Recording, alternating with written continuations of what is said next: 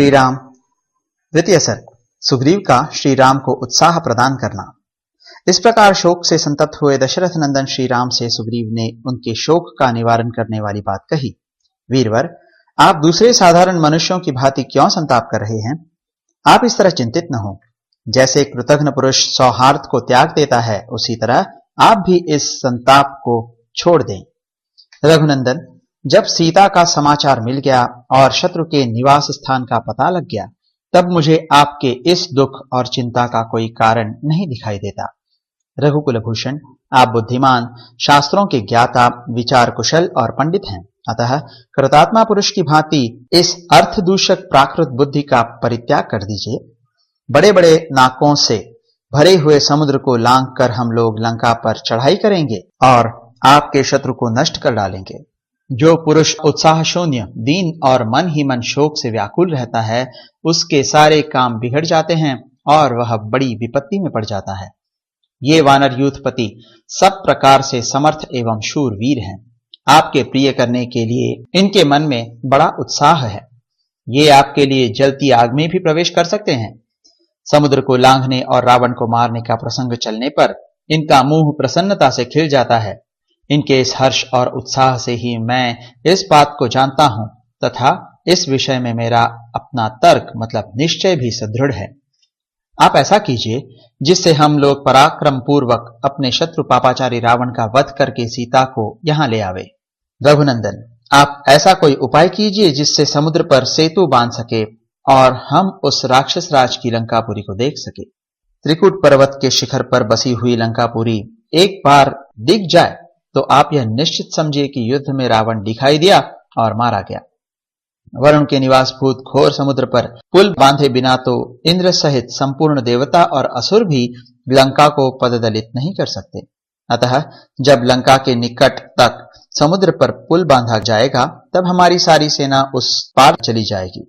फिर तो आप यही समझिए कि अपनी जीत हो गई, क्योंकि इच्छानुसार रूप धारण करने वाले ये वानर युद्ध में बड़ी वीरता दिखाने वाले हैं। अतः राजन, आप इस व्याकुल बुद्धि का आश्रय न लें। बुद्धि की इस व्याकुलता को त्याग दें, क्योंकि यह समस्त कार्यों को बिगाड़ देने वाली है और शोक इस जगत में पुरुष के शौर्य को नष्ट कर देता है।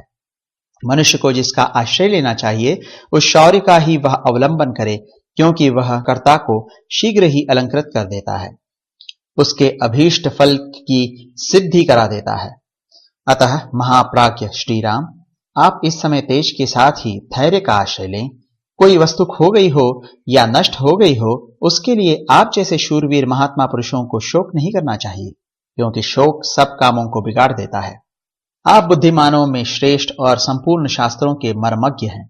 अतः हम जैसे मंत्रियों एवं सहायकों के साथ रहकर अवश्य ही शत्रु पर विजय प्राप्त कर सकते हैं।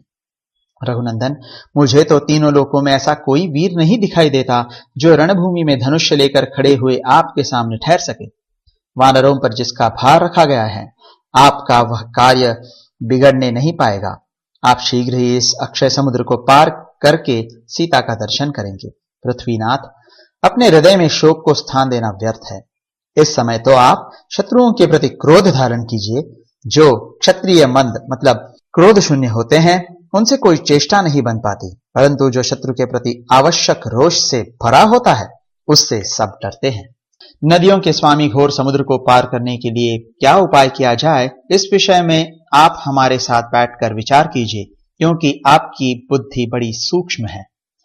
यदि हमारे सैनिक समुद्र को लांघ गए, तो यही निश्चय रखिए कि अपनी जीत अवश्य होगी। सारी सेना का समुद्र के उस पार पहुंच जाना ही अपनी विजय समझिए। ये वानर संग्राम में बड़े शूरवीर हैं और इच्छानुसार रूप धारण कर सकते हैं। ये पत्थरों और पेड़ों की वर्षा करके ही उन शत्रुओं का संहार कर डालेंगे। शत्रुसूदन श्री राम, यदि किसी प्रकार मैं इस वानर सेना को समुद्र के उस पार पहुंचा देख सकूं, तो मैं रावण को युद्ध में मरा हुआ ही समझता हूं। बहुत कहने से क्या लाभ। मेरा तो विश्वास है कि आप सर्वथा विजयी होंगे, क्योंकि मुझे ऐसे ही शकुन दिखाई देते हैं और मेरा हृदय भी हर्ष एवं उत्साह से भरा है। इस प्रकार श्री वाल्मीकि निर्मित आर्ष रामायण आदि काव्य के युद्ध कांड में दूसरा सर्ग पूरा हुआ।